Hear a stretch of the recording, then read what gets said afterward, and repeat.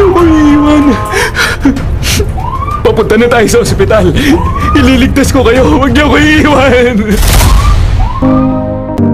Oh, saan ka galing? Isinugod sa ospital ang kambal. Bakit? Anong nangyari? Nagtatanong ka pa? Wala na sila. Dead on arrival dito sa ospital. Alis ka na.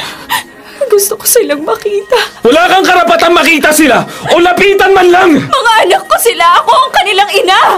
Bakit to nangyari? Bakit mo sila pinabayaan? Anong klase kang ina, Rosana? Hindi ko sinasadya. Tulog sila nang iwan ko. Ang totoo, sandali lang naman ako umalis. Talagang babalikan ko sila agad pero umulan ng malakas. Hindi ko to matatanggap, Rosana! Hindi ko to matatanggap! Gusto ko silang makita. At hindi ka lalapit sa kanila! Hindi ka lalapit! Wala kang karapatang maging ina sa kanila! Ikaw pumatay sa mga anak ko! Hindi! Huwag mong sabihin niya, Nando. Mahal ko sila. Anong klase pagmamahal, Rosana?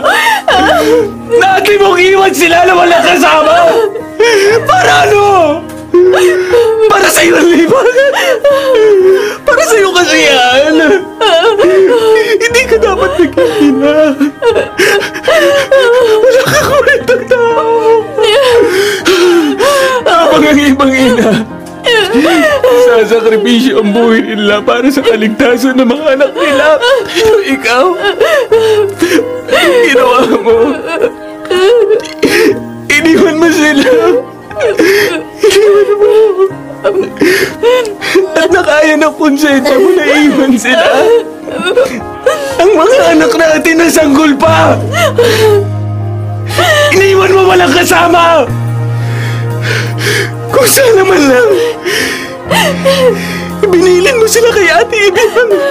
Maniniwala pa akong mahal mo sila. Mahal ko sila. Mahal ko sila. Lumayo ka sa harap ko! Hindi ko mapapatawad ang ginawa mong to! Pinatay mo ang mga anak ko. Pinatay mo sila! Pinatay mo sila!